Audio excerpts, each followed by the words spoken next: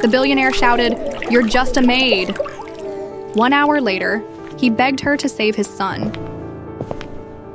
The chill of Italian marble echoed beneath Ethan's leather shoes. Each step carried the weight of control, of authority. His charcoal Tom Ford suit hugged his tall frame perfectly, but it couldn't hide the exhaustion clouding his eyes. The Shanghai business trip had ended earlier than planned. Multi-million-dollar deals, contracts worth fortunes. Suddenly, none of it mattered. All Ethan craved now was something money couldn't buy: warmth.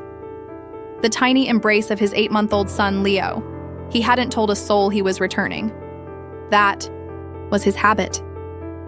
He liked to see his house as it truly was, how it ran without the shadow of his presence. After all, he spent hundreds of thousands each month to keep this machine running flawlessly. But today, something was off. A gear had slipped. It was the singing, a melody so familiar it hurt. Isabella's lullaby, the one she used to hum for. Leo, the one he hadn't heard since the day she was taken from him by illness, leaving behind a newborn child and a broken man. Ethan's chest tightened. His stride quickened. No longer the measured pace of a powerful businessman, but the hurried steps of a father, of a widower chasing a ghost. The sound pulled him into the kitchen, where golden rays spilled through the floor-to-ceiling windows, wrapping the room in a soft glow. And then he saw her, Amelia Reed, the new maid. Early 20s, lavender uniform, sleeves rolled up, brown hair tied neatly back, her face calm, intent. He vaguely recalled meeting her once, introduced by Mrs. Gable, the head nanny, brought in as a temporary replacement after another maid had abruptly quit. He hadn't even bothered to remember her name, but it wasn't her presence that froze Ethan in place. It was what she was doing. In the pristine porcelain sink sat a small plastic baby tub, and inside it, surrounded by warm water, was Leo, his son. The baby's bronzed skin glistened under the sunlight, his big round eyes fixed on Amelia, his gummy smile wide and pure as she poured warm water over his tiny belly with a soft cloth. All the while, she hummed Isabella's lullaby. A surge of cold fury shot up Ethan's spine. What the hell was happening? The golden rule of this house, the rule etched in stone. No one touched Leo without permission. No one except Mrs. Gable. She alone had earned that right. She had been with their family since Isabella was alive. She was his fortress of trust. And today, she was on her annual vacation. So why? Why was this maid, a stranger, bathing his son? And in the kitchen sink, no less, as if this were some modest household and not the Vance estate. Ethan's fists curled tight. His blood pounded. The ache of losing Isabella fused with a primal fear for Leo's safety, sparking a rage he could barely contain. He had built an empire to protect his child. He had private nurses on call 24/7. State-of-the-art security. Ironclad rules that could not, would not, be broken. And this woman, this stranger, was shattering it all with his wife's song on her lips. From the shadows of the hallway, Ethan lingered one more second. Leo wasn't crying. In fact, he was laughing. The baby's head rested safely in Amelia's hand. She checked the water on her wrist before letting it touch him. Every movement, gentle, practiced, instinctive. Not the clumsy motions of hired help, but something far more natural. But that didn't matter. She had crossed the line, and in Ethan Vance's world, lines were drawn to never be crossed. He drew in a long, steady breath, feeling the fire of his anger burning hotter, then stepped out of the shadows, into the light.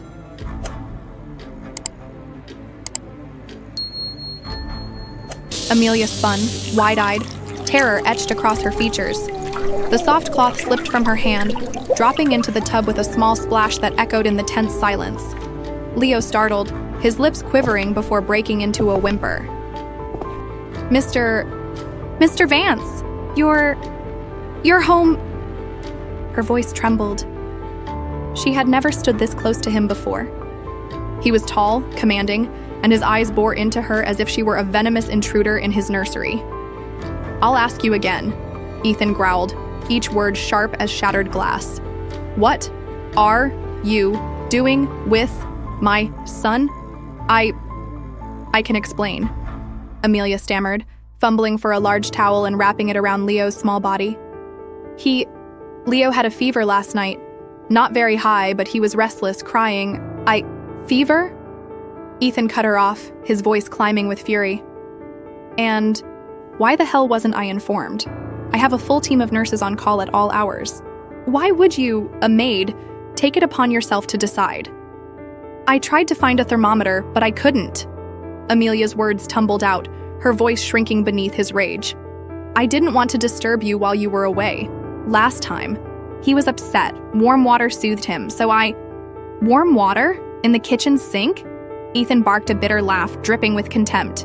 Do you even realize the value of the equipment in this house? Do you have the slightest idea of the value of my son? I pay you to mop floors, to clean, to keep this place spotless. I do not pay you to play mother to my child. The final words struck like a whip. Amelia flinched, her eyes welling with tears. She clutched Leo tighter, as if his warmth could shield her from the cruel edge of his words. Sensing the tension, Leo's soft whimper escalated into sobs. I didn't mean to, she whispered, tears streaming now.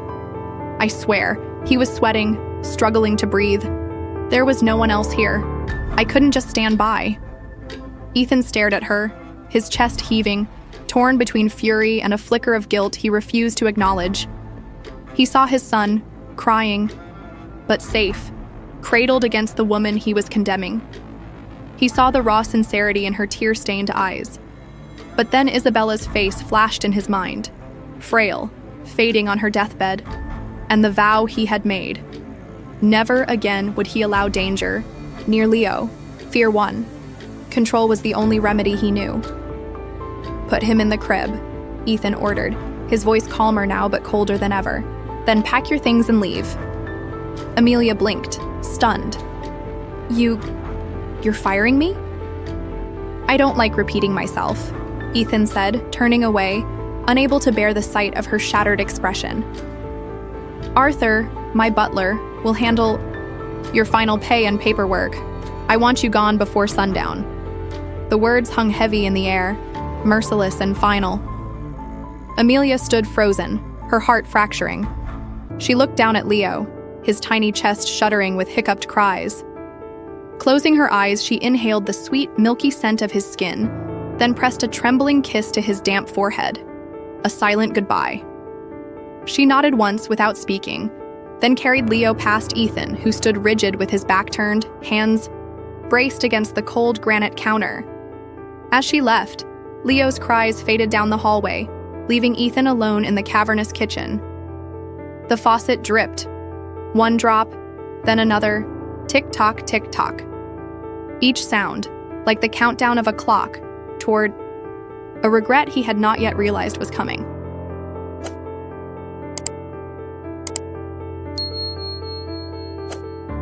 Ethan sat in his office, oak walls enclosing him like a fortress, yet his mind refused to settle on the dancing stock charts across his screen.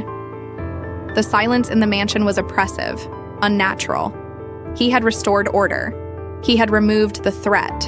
So, why did it feel like he had lost something instead?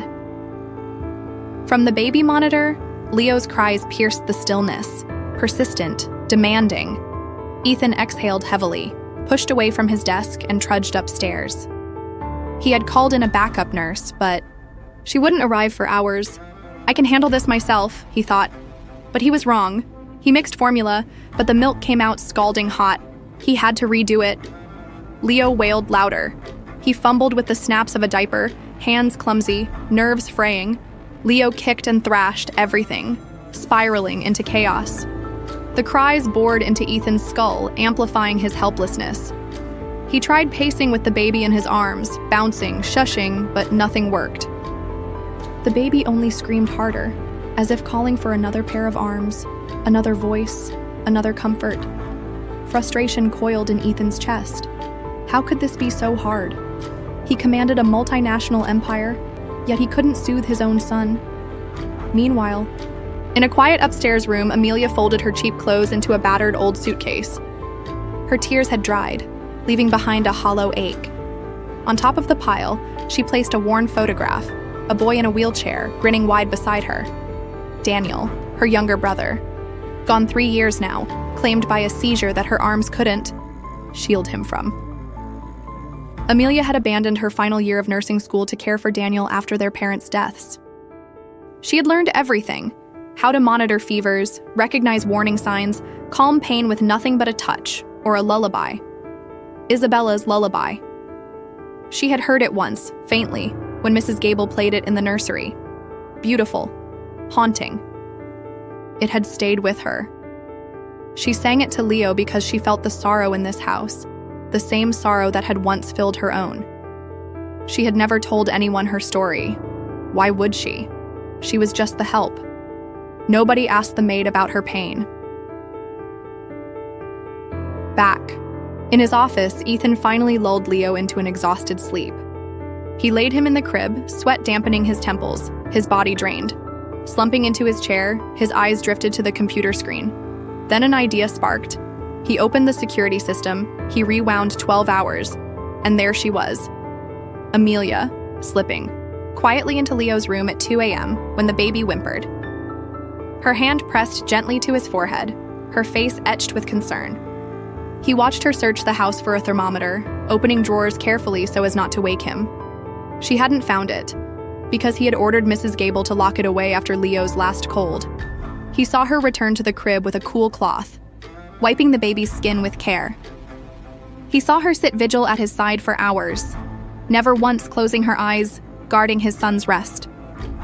He saw her, in the morning, faced with Leo's continued cries, finally choose warm water as a desperate last resort. Every action, stripped of his anger, revealed one thing: care. Genuine, responsible, selfless care. Ethan groaned, burying his face in his hands. What had he done? He had witnessed a woman giving her all to his son, and he had branded her reckless. He had heard his wife's song, and instead of letting it soothe him, he had treated it as an intrusion. His pride lay in ruins. In its place, shame, regret, a deep, scalding regret. He glanced at the baby monitor. Leo slept, but his breathing was rough. His cheeks flushed, unnaturally red. A chill shot through Ethan. He bolted upstairs, pressed his hand to Leo's forehead, scalding hot, hotter than before. The fever had returned, angrier, fiercer. Leo whimpered in his sleep, his tiny body twitching. Panic surged through Ethan. He fumbled for his phone. Who should he call? The nurse? The doctor? 911? But deep down he knew. The only person he truly wanted to call was the woman he had just driven away.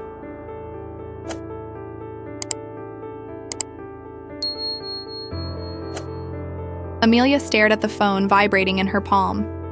Ethan Vance. The name stirred a storm inside her.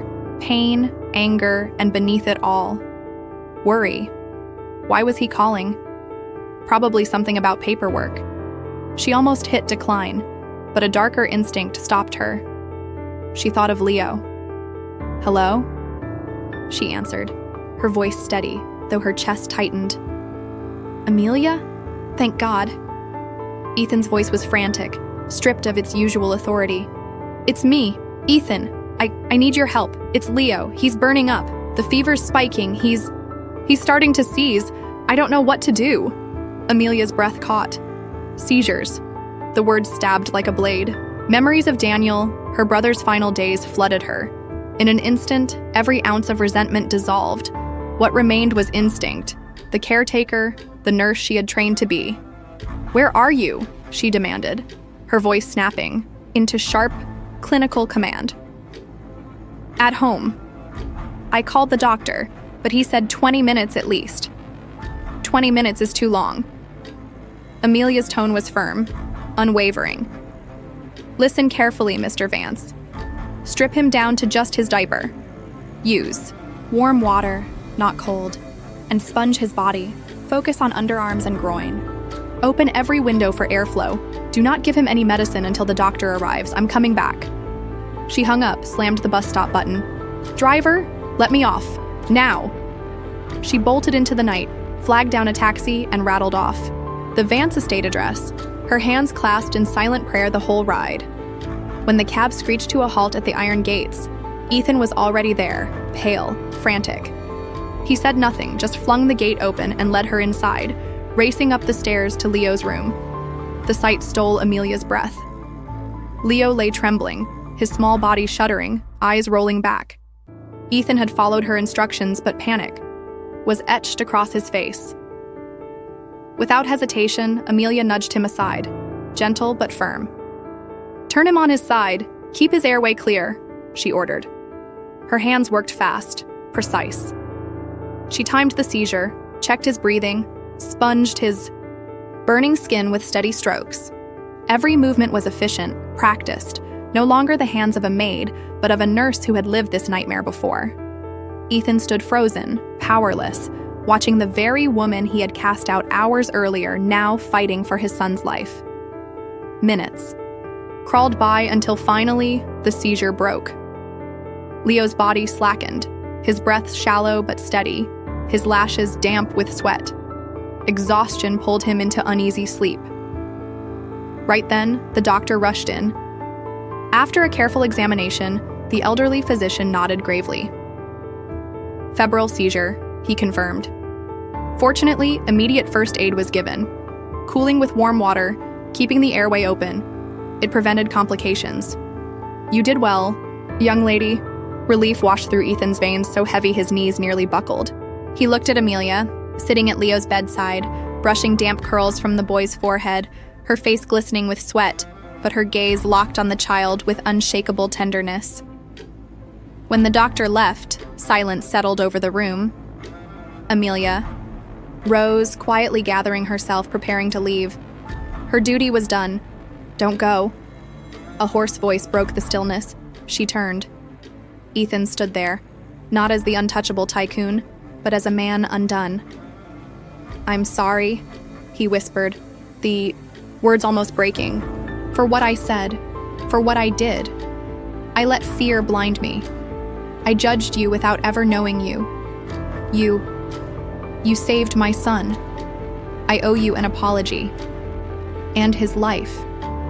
Tears welled in Amelia's eyes again, but this time they weren't from humiliation. They were from release, from the unbearable weight finally lifting. Ethan stepped closer, but words failed him. All he could do was stand there, raw and stripped, in the presence of the woman who had shattered his pride and saved his child. And in that midnight hour, something cracked open in the ice fortress around his heart.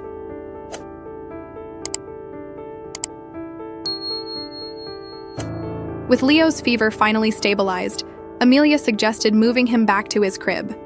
Ethan helped, and together they carried the boy in silence. Not the silence of strangers, but of two people suddenly in sync. As the sun rose, they sat in the living room. Arthur, the butler, quietly appeared with 2 steaming cups of tea, no words needed. He placed them down, but not before casting Amelia a glance of genuine respect. It was Ethan who broke the quiet. "Why didn't you tell me?" he asked gently. "That you trained as a nurse?" Amelia sipped her tea before replying. "You never asked," she said simply.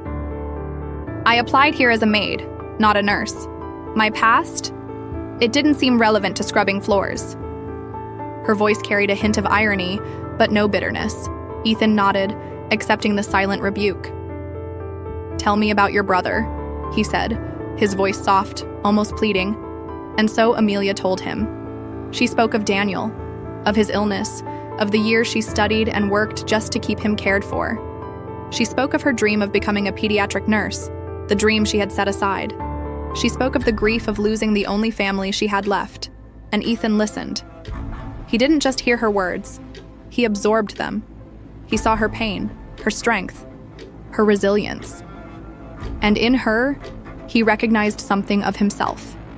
A person shaped by loss, driven by the desperate need to protect the ones they loved. "I understand," he murmured when she finished. "My wife, Isabella, she died not long after Leo was born. I made a promise to her, to myself, that I'd keep Leo safe from everything. That promise twisted into obsession. I built rules, walls, systems, and when I saw you there, holding him, singing her song," his voice cracked. "The wall collapsed. And instead of seeking help, I lashed out. I was terrified. And I took that fear out on you. It wasn't fair. It was the first time he had admitted his weakness. Amelia studied him. Fear makes people do terrible things, she said softly. I know. For a long moment, silence lingered again, but this time it was shared, understood. Then Ethan spoke, his tone shifting. Mrs. Gable is retiring at the end of the year. She stayed longer. Then she planned after Isabella's death, just to help me. But I need someone new, someone I can trust completely, someone who genuinely cares about Leo, not just clocks in and out. He looked directly into Amelia's eyes. I don't want you to be a maid anymore, Amelia. She blinked, confused. I want you to be Leo's full-time caregiver. More than a nanny, his companion. And I'll cover all the cost for you to return to school to finish your nursing degree. You can study and work. The schedule will be yours to decide. Amelia's lips parted, stunned. Words failed her. For the first time, Ethan smiled, not the tight, business-like smirk she had seen before, but something genuine, almost shy. I've seen the way Leo looks at you. He doesn't just feel safe. He adores you. To him, you're already family. I just want to make that official. I don't know what to say. Her voice cracked, trembling with emotion. Then don't say anything, Ethan whispered. Just say you'll stay. Amelia glanced toward Leo's room, where the child now slept peacefully. Then she turned, back to Ethan. The man who had fallen from arrogance to despair, and now was trying to climb back, not for himself, but for his son. She no longer saw him as a boss. She saw him as a father, struggling to do what was right. And she nodded. Slowly. Firmly. Tears rolled down her cheeks once more, but this time they weren't from grief. They were from the birth of something new. From that day forward, everything in the Vance estate changed. Amelia was no longer invisible staff. She became an anchor in Leo's world, and a confidant to Ethan. She completed her nursing degree, cheered on by Ethan and a toddling Leo clapping at her graduation. Ethan learned how to be more than a provider. He learned how to be a father, one who shared the weight, who trusted, who loved again. The icy walls around his heart melted, replaced by the warmth of a family not bound by blood, but by care, forgiveness, and second chances. The mansion was no longer haunted by silence. Instead, it echoed with the laughter of a little boy, the turning of pages in Amelia's textbooks, and sometimes, just sometimes, the melody of a familiar lullaby. A lullaby that no longer carried sorrow but hope for a brighter tomorrow. This story reminds us to never judge a book by its cover. Behind every person is a story we know nothing about. Have you ever experienced a big misunderstanding in your life? Share your story in the comments below. And don't forget to like, subscribe, and turn on the notification bell so you won't miss the next emotional and surprising stories. Thank you for listening.